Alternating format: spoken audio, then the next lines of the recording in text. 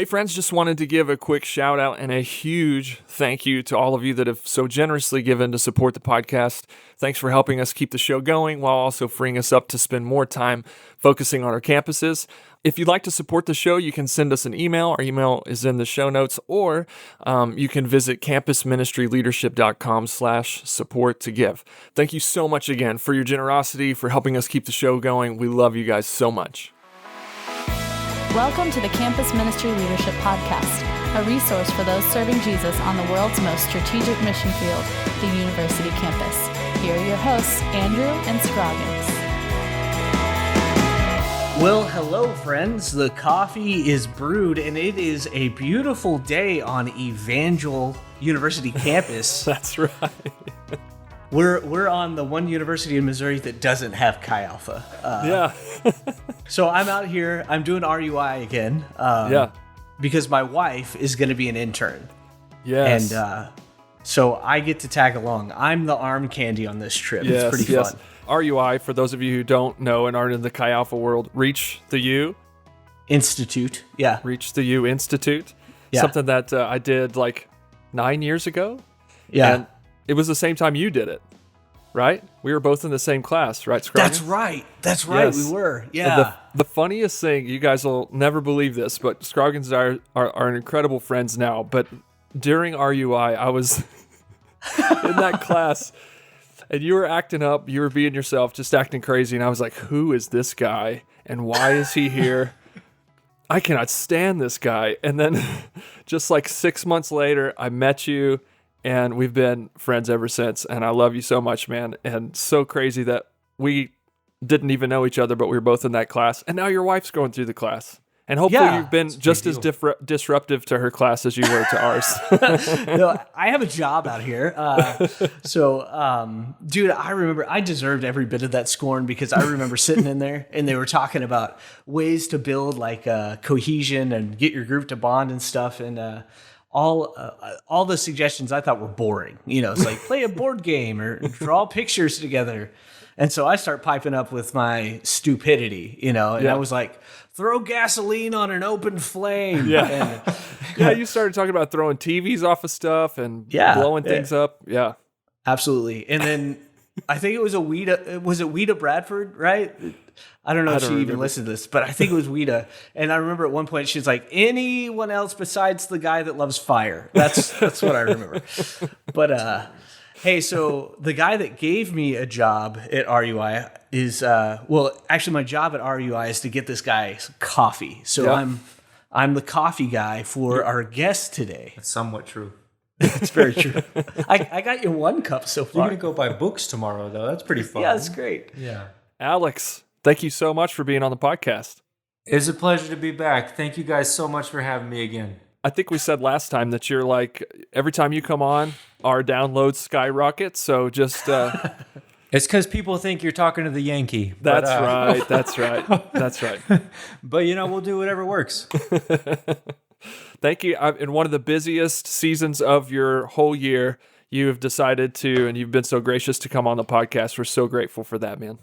Not only is it the busiest, this is the biggest RUI in history. We have 413, right? 398, that's right. 400 people are here, basically, coming in from all 8 areas across the nation. Technically, it's the interns from 2020 and the interns from the 2021 class merged together for this one very historic RUI. First time at Evangel University, which has been phenomenal hosting us, and we're having a great time. Yeah. Yeah. You know what's really cool too, Alex? And this is the last thing we'll say by way of banter, is that we actually have a Texas Christian University alum there in that class, Becca Gonzalez from Very TCU, going to Yale to do the CMIT, the internship there. Right on. So proud of her. So grateful that God, brought her to our ministry. So grateful that she's following the call of God in her life. So Becca, if you're listening, we love you and we're cheering you on and just believe God's got awesome things in store for you.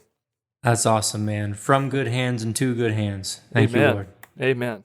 So, Alex, we have you on the podcast, not just to boost our download numbers, but also because you have done something amazing and you have written a book. I've written a book. Thank you, Lord. I'm so excited about this book. What's it called?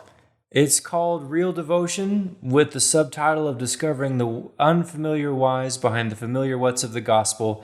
The subtitle is a reflection of what my Chi Alpha experience was like. I had grown up in a Christian education. I had memorized Bible verses for quiz grades and all this kind of stuff. And we went to chapel every week. We heard sermon after sermon. And I knew about lordship. I knew about sin. I knew about a heaven and a hell and this King Jesus. But it wasn't until I went to Chi Alpha where I discovered these whys. Why is Jesus the Lord of heaven and earth? Why is sin not just the breaking of it's not the breaking of an impersonal law. Why is it the breaking of a personal heart? And various other whys behind the gospel that just made me fall in love with Jesus. All of a sudden, Christianity went from conformity to conviction just by discovering these whys. And I'm hoping that this book could do the same. So what was the genesis of the book? So you talk about the whys behind the what, but why write the book now? Why is this something that you wanted to put pen to paper to get out and share with others?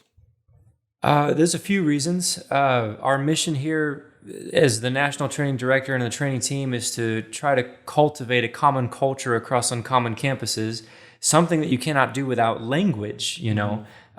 So this book is helping us define our convictions in ideally portable, memorable ways. Furthermore, Texas has played a huge factor in the discipleship culture of Chi Alpha Nation. We have about 30 truisms that can be split into 3 categories of real devotion, real community, and real responsibility. And up until now, those truisms have been passed around as texts, you know, at various RUIs and conferences where Texas is interchanging with other people. Yeah. But a text without a context can lead to much misinterpretation. Oh, that's good. Yeah. Furthermore, it is very possible that many of our Chi Alphans know love finds a need and meets it, but do not know what John 13:35 says. So this book attempts to connect these portable, memorable truisms over decades old with Bible verses that are over a millennia old to help us become more biblically literate, which I think could make us way more dangerous for the kingdom. Oh, that's good. You and I mean, we've read so many books that overlap, right?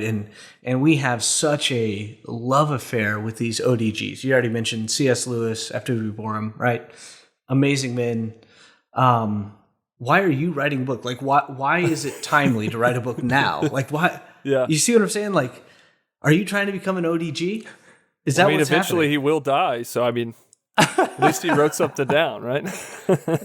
I eventually will die, unless Jesus comes back very soon. That's true. Which will be wonderful. That's true. We were in Egypt a few years ago with Dick Brogdon, who's wrote many books, not old nor dead, right? What's with the side eye, bud? I don't know. I'm trying to answer your question. And you're just right here. So we're in Egypt, and he looks us all in the eye, and he says a lot of amazing things. Obviously, he's Dick Brogdon. But one thing I remember specifically is he said, when you write books, if you can manuscript your sermons and turn your sermons into books, if you write these books, then you can make disciples posthumously. After you leave Chi Alpha, after you leave the world, you can leave something behind that affects generations and generations to go. At some point in time, F.W. Borum was not an old dead guy. He was a young, living, breathing human being, you know? And we appreciate what he left behind, and I'm hoping that these books could do the same, that I can help share what morphed and transformed me at Sam Houston to people who might not have had the pleasure of being in that zip code. And if I leave Chi Alpha, or if I leave the world, I can leave something behind to help make disciples who make disciples. So, Alex, let's jump into some of the content, some of the ideas of the book. What's one of the bigger ideas of the book that you think our listeners could benefit from hearing about or learning from today? So some of the tables of chapters in there, tables of content. Motive is why do you things you do? Who do you them for? Humility is a sober sense of reality. Love finds a need and meets it. Abiding is discipline, desire, and delight. Thank you, our live dead missionaries. I'm going to read for you a small portion of a chapter entitled "Feelings Follow Action," which I do think is very, relevant with this modern day culture that believes feelings need to lead action. So here we go. The commands of the Lord are already inconvenient and uncomfortable. Go out and make disciples of all nations, teaching them to obey everything I have commanded, even the inconvenient commands like love your enemy or honor one another above yourselves, forgive one another, pray without ceasing, write my words on the tablet of your heart so you do not depart from them. Do not look at people lustfully. And of course, the prerequisite to follow Jesus that no person readily feels like obeying, deny yourself, pick up your cross daily, and follow me. With absolute clarity and making no apologies, the commands of Christ call for actions that do not readily align with our feelings. We may have begun our relationship with Jesus because of feelings that led to actions, but if we are going to continue in our relationship with Jesus, we have to obey him with actions even when his commands evoke uncomfortable feelings within us. If I obey God only when I feel like it, I will always rebel against him. Yeah. If I love him only when I feel like it, I will always leave him. If I abide in him only when I feel the moment is right, I will always be wrong. If right actions hinge first on experiencing right feelings, then the world would have no martyrs, the gospel would have reached no Gentiles, and Christ would have no Christians. To follow Jesus only when we feel like it is to fail. Christians are the people who obey God, especially when they do not feel like obeying God, because God is God and they are not. Feelings follow actions. So that's just a small portion of what we're trying to communicate within this book. Hopefully it's portable and memorable. Hopefully it connects, like in this case, to Luke 9:23, helping us become biblically literate, and very, very dangerous for heaven as we be disciples and make disciples. So earlier you said that text without context is, what was it? Can lead to misinterpretation. There it is. Okay. Right. I swear I was listening. What are you doing to bring context to these truisms that, like, you and I kind of, we just kind of came up in that water. We were swimming in it. So what are you doing to kind of recreate that atmosphere or bring context to those texts? That's a good question. I don't even know if I would tell you if a question was bad. Well, that was a bad question. No, that's a good one. What are we doing to bring context? I find it very difficult to be a topical preacher. Kudos to all the topical preachers out there. I think that's the most difficult form of preaching. What I prefer is text-based preaching. So to basically take a bunch of truisms that at first seem like topic-based preachings on motive and lordship and sin, I had to find the Bible verses that illuminated how these truisms came to be in the first place. Ezekiel 18:24, the soul who sins shall die. That is the context that leads to the text of God's laws are not motivations for obedience, they're descriptions of reality, right? Even looking at Isaiah, I think it's chapter 6, my memory's blanking on me, probably because it's RUI, but it's the text is, the truism is humility is a sober sense of reality. The text is Isaiah is in the audience of God, and he has this revelation of the holiness of God. Angels are singing, holy, holy, holy. He's repenting in the holiness of God, so that's a big deal. And then he's responsible to all those he's around as he hears God say in his audience, whom shall we send and who will go for us? So based on that one text in Isaiah, you have this whole context of, if we have a revelation of who God is, seeing him in all of his holiness, we'll have a revelation of who we are, seeing ourselves in all of our sinfulness. Woe is me, he says. I'm an unclean man among unclean people with unclean lips, and I've just seen the Lord Almighty. And then we'll have responsibility to who we are around, as God says, whom will go for us. And Isaiah, without really being called by God, without having a vision or a verse or a voice, whatever, he says, I'll go. You have a need, God, I'll meet it, and that's the context of it. Perhaps we'd have a lot more missionaries if we had a lot more humility, is one way to interpret what's happening there. Wow, yeah. But I think that's my best attempt at trying to add context to a text. So, Alex, we spent the last couple of episodes, which you probably could have done better than us at talking through this idea, but just I did the idea of communicating convictions to people, getting them in ourselves and then communicating them to our people. And we talked a little bit about common language, I'm just curious, just in your experience, in your time in ministry and in your time as a training director, how do these axioms, these truisms, how do they end up being something that people say but don't really understand? How can we, in addition to having a book and a resource like this, how can we make sure that as our ministries grow, as they expand, as we're reaching new people, that these ideas actually don't just travel without context? Like, how do we get this into our people from your perspective? I think they're studying education. There's 3 ways to learn. You got to see it, you got to hear it, and then you got to you teach it. I guess there's 4. You see it, you hear it, you teach it, you do it. So perhaps the first part is the easiest one. You see it. Second part is easy. You hear it. So you preach these over and over and over. That's repetition is the price of knowledge, as Jason Bell would say, and he's not wrong. But then we also got to teach it. So I have to wrestle with these topics. I have to find the Bible text that illuminates these topics, and then I got to find ways to teach it over and over and again, and synonymously in various ways. So you're mastering it. You're mastering the sermon, as Leonard Ravenhill would say, but that's kind of useless without also doing it. The sermon has to master you.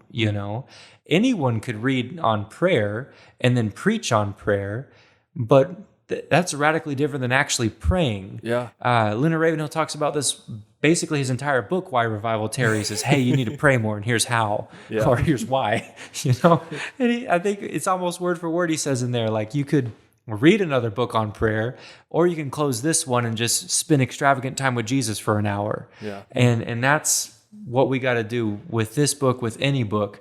It's entitled Real Devotion. Another way to say it is like, hey, we need to abide. If we don't abide, we are going to die, is one way to exposit John 15, I suppose. So you could always just close the book and spend extravagant time with Jesus.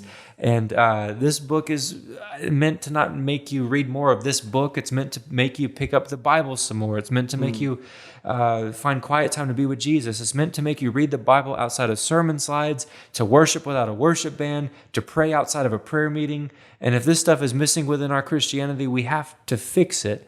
Otherwise, we have a corporate relationship with Jesus, but we don't have a personal relationship with Jesus. And that, to me, is the ultimate issue of your question. How does this continue? How do these truisms move from conformity to conviction? It's one thing to have a book on your shelf. It's another thing to have the book in your heart.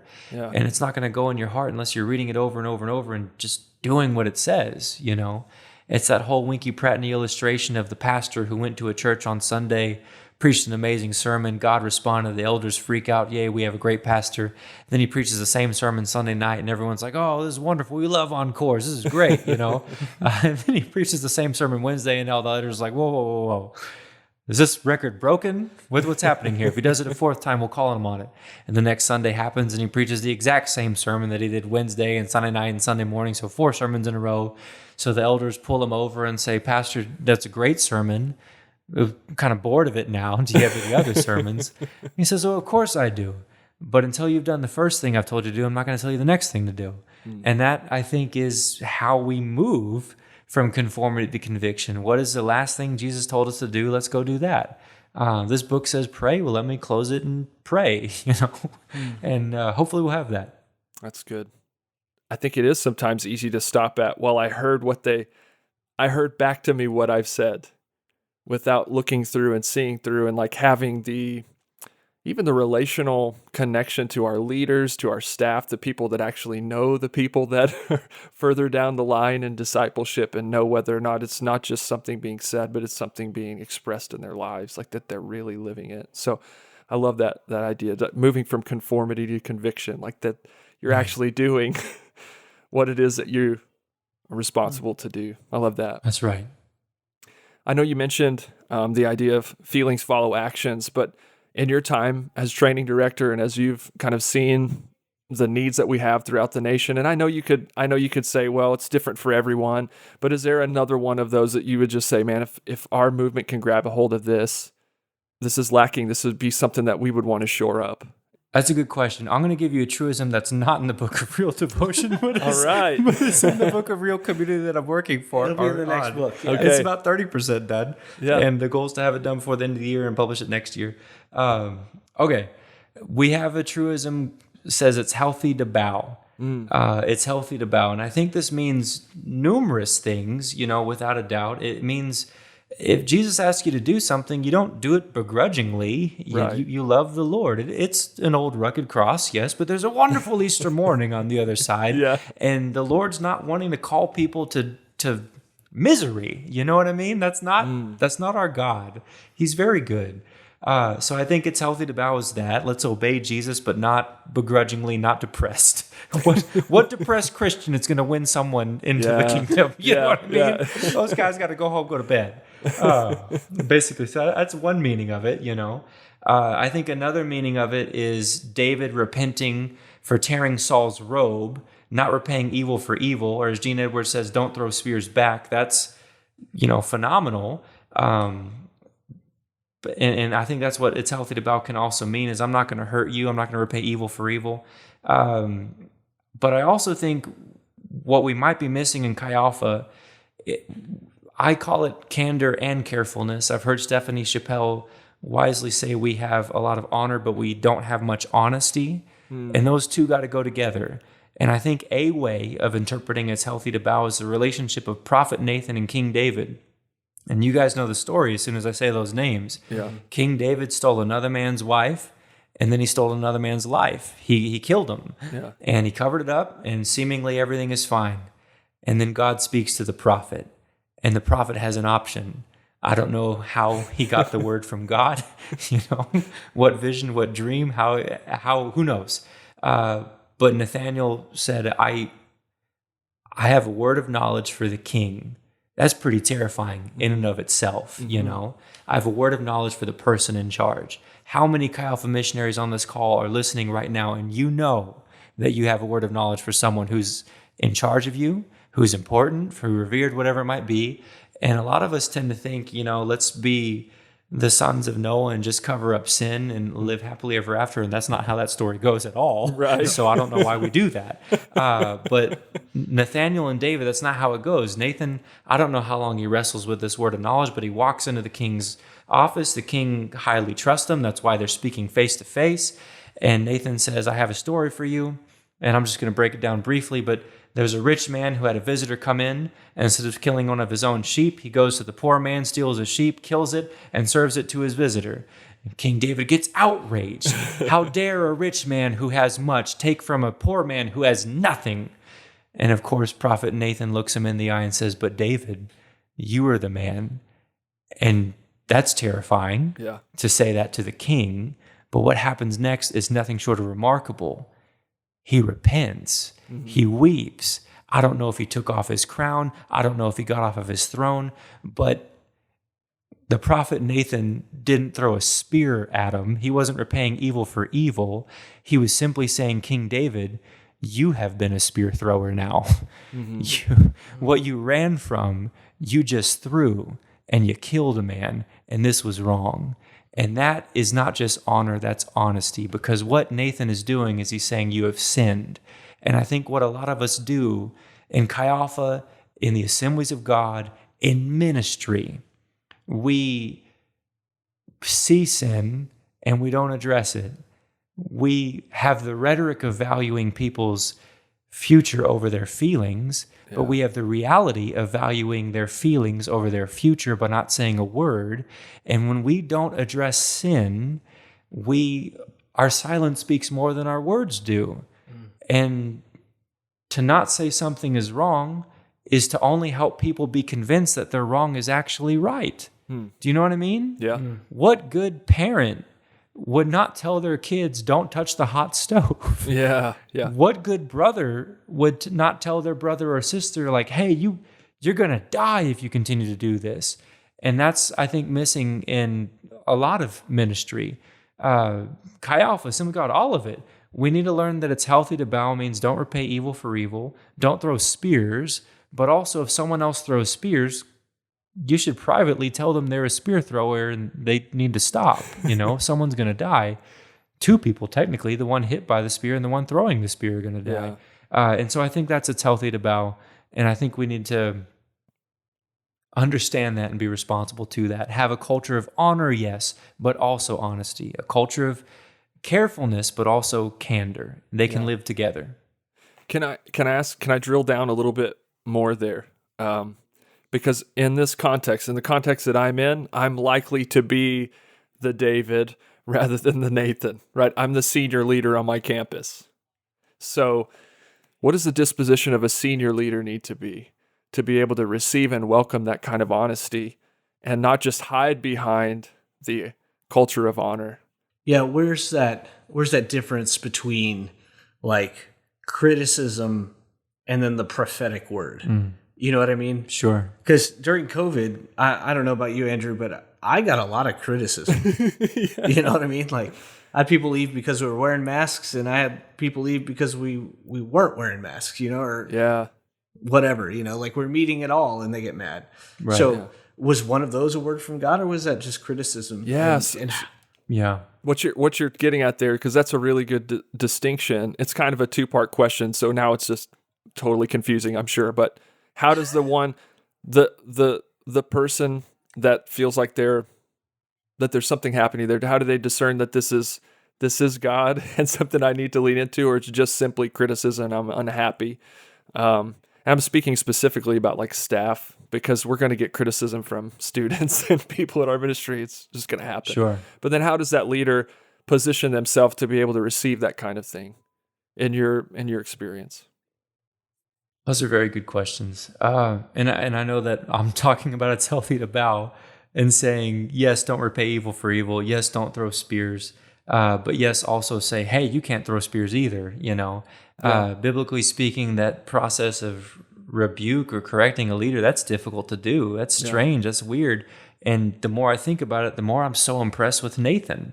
You know, what a phenomenal obedience to do that led to David weeping and repenting and getting right with God, which ends with him being called a man after God's own heart. Yeah. So there's something on the end of this that's much more enjoyable than the beginning of this. Yeah. You know? Well, ultimately, isn't Nathan, he's bowing to God. He's bowing to the Lord, right? And so the question is, like, how does a leader receive this? And of course, how do you discern the difference between a judgment and a prophetic word? I don't even begin to know how to answer that question. I really don't. And I don't feel qualified to, and I don't even want to begin to touch it. All I can say is this. Let's go to Jim Collins. Jim Collins writes a lot of great books on leadership, and I think although it's a secular book, I think it illuminates a biblical principle.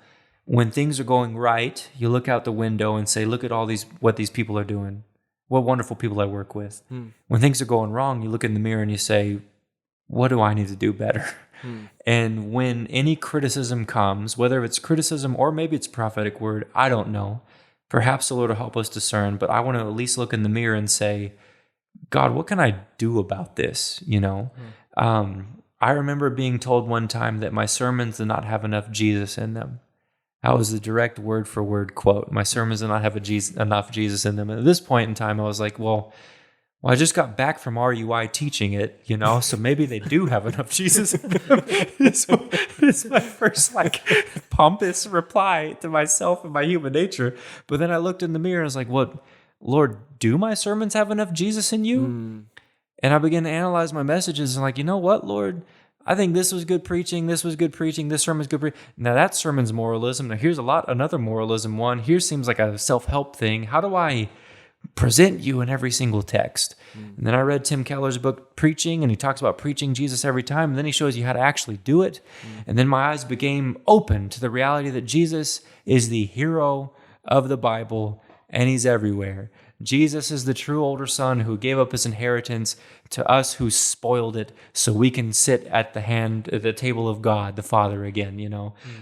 Jesus is the rock that Elijah hid into so that he could take on the fire and the earthquake and the hurricane so we could hear the whisper of God. He took on the punishment of God so we could hear the whisper of God, you know. And that's that kind of revelation, that kind of shift in my preaching, and that wouldn't have happened without looking in the mirror to criticism, you know. Maybe it was a prophetic word. Maybe it was just judgment. Either way, I looked in the mirror and I felt like I got better. So I think we can do that.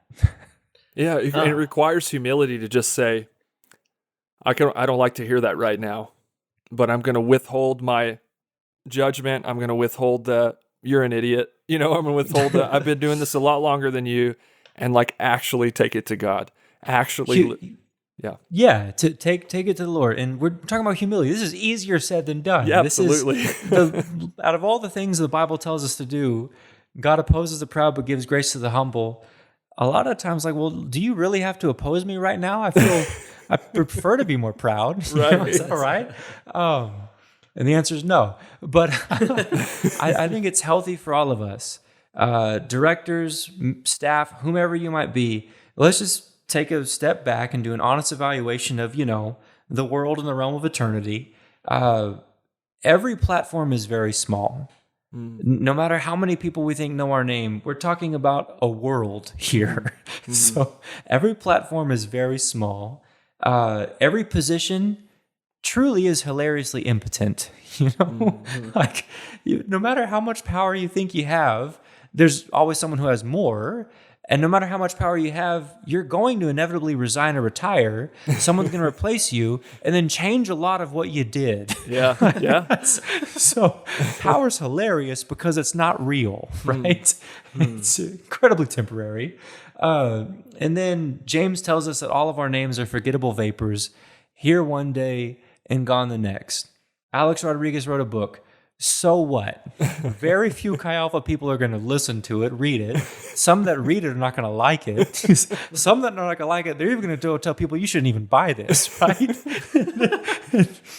My apologies to the publishers who might not enjoy hearing all of that. I'm sure we're going to have a good remedy, right? There should be some people who do this, but my name is a forgettable vapor, here one day and gone the next. And that's good, because according to that same Bible, it's the name of Jesus that every tongue must confess, every knee will bow. Yeah. That's the name that must be known. That's the name that stands through eternity. And those three convictions, I don't know, I feel like I get some judgment a lot and some criticism a lot. That happens, and that, I don't know, it helps me. Every name is forgettable vapor. Every power is hilariously impotent. Every position is hilariously impotent, and every platform is really, really small. If we can remember those, and maybe, just maybe, we could be more inclined to discern whether it's a judgment or a prophetic word and find Jesus through all this. Thanks for humoring me and letting me take us on a rabbit trail there, because it's so good. I think it's so needed. And so also we're looking forward to your next book. I am too. Like, it's a lot of fun to write it, and then it's just really tedious to edit it. Yeah. And then you publish it, and you're filled with all kinds of insecurities and excitements and so on and so forth. The whole it's preaching, basically, right? Yeah. The first 3 hours of sermon building, I'm like, you know what? I'm not called to any pulpits. And then the next 3 hours, I'm like, all right, God, this is the greatest sermon in the history of the world. And then the next 3 hours, I'm like, you know what? This is decent. And I feel like writing a book is the same. Although I do believe in what was written. I hope you do buy it. And I hope it ministers and all this kind of thing. But yeah, just being human with you. Yeah. Well, Alex, man, I like I said, I know this has been a super busy week for you. You still have many more days to go, just investing in almost 400 world shakers. And but I'd love for you, man. Can you give us a resource of the week? If it's your book, it's your book. If there's anything else you want to share, we'd love that. We obviously will link to your book in the show notes and all that. But I've looked at this question. I don't know how to answer it. I feel like, all right, after this hour of self-promotion, here's some more self-promotion. Here's the website, wisdomhousepubs.com/real devotion. If you bought Kingdom Minded, it's the same website. If you have not bought Kingdom Minded, then go to wisdomhousepubs.com and buy Kingdom Minded and Real Devotion in that order, and you're going to have a great time. So I suppose that'll be my resource of the week, if that's all right. And I will go back to the book that we referenced earlier, Tim Keller's Preaching, Communicating Faith in the Age of Skepticism. If you have an ambition for preaching, if you're a preacher and you're trying to figure out how to preach Jesus every time, this is the revolutionary book that you should read once a year, or at least that one chapter on Preach Jesus Every Time. It's absolutely worth it. Please do it. Awesome, man. Thank you. Hey, Alex, last 10%. How would you encourage our listeners today? I was talking to some interns today, I think from Indiana. And I don't know how we got on this topic of conversation. It's just RUI is a very emotional week, and being a father, I cry a lot more, and being a tyrant, I cry a lot more. So I'm rocking my daughter to sleep one night and singing "Jesus Loves You, This I Know," and her bed sheets are a map of the world. And as I'm rocking her to sleep, I'm thinking, Jesus, can I do this? Could I give you my daughter to send to the ends of the earth? The very thing that I say I'll do for you, the very thing that we've asked our students and our missionaries to do for you. I don't want to. That was really hard. I've waited 7 years for this girl. She's mine. Could you ask someone else? This is my thought process. And in that moment, in that dark room, the Lord speaks back. And he said something along the lines of, how is it people can have the gospel at the cost of my family, but no one can have the gospel at the cost of your family? Wow. And then I remembered, I am yours, and she is too. Wow. And King Jesus is a much better father to her than I am. And I don't know who our listeners are right now, parents, aspiring parents, missionaries wrestling with whatever. There's always something with picking up a cross daily, and we don't have to begrudge it. Yeah. Because Jesus is good. Is he safe? Absolutely not. But he's good. And just want to encourage you with that. Man, Alex, thank you so much, bud. We love you. Love you guys. Thank you for the time. Always fun. Friends, hey, we're praying for you too. We love you. Keep fighting for the hearts and lives of students on the world's most strategic mission field, the university campus. Thank you for listening to the Campus Ministry Leadership Podcast. For more information, resources, or to connect with us, visit campusministryleadership.com.